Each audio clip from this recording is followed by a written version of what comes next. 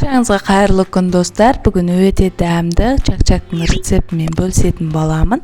Арнама жазылмаған болсаңыздар, жазылып, комментарий, қоңырау жанын басып кетуді ұмытпаңыздар. Ең алдымен 3 жұмыртқамызды жарып аламыз. Осылай жарып болған соң кішкене тұз саламыз және кішкене сода қосамыз. Жақсылап араласқанша араластырып аламыз. Жақсылап араласып болған соң електен өткен ұнымызды шетінен салып қамыр илейтін боламыз. Қоюланғанша қасықпен илейміз. Қоюланып болған соң қолмен илеп қамыр жасайтын боламыз. Қоюланды, енді қолмен илеп қатты емес, жұмсақ емес, орташа қамыр илейтін боламыз. Мінекей қамырымыз дайын болды. 10-15 минутқа қойып қоямыз. 10-15 минуттан соң екі бөлікке бөліп,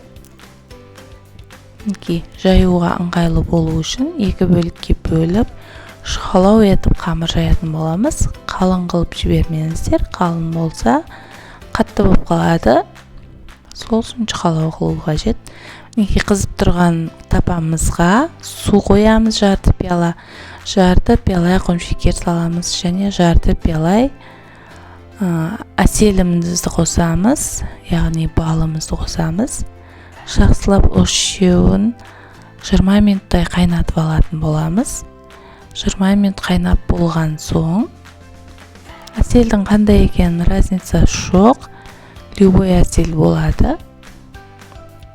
20 минут қайнап бітті. Енді шақшағымыздың үстіне ыстықтай құятын боламыз және қасықпен араластырамыз.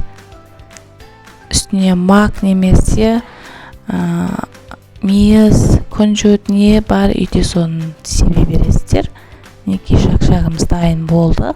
Қалып бар болса қалыпқа салсаңыздар болады. Мен легенге салдым.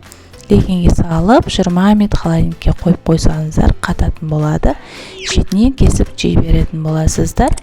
Жақсылап үстінен басамыз. Ас болсын, сіздер де жасап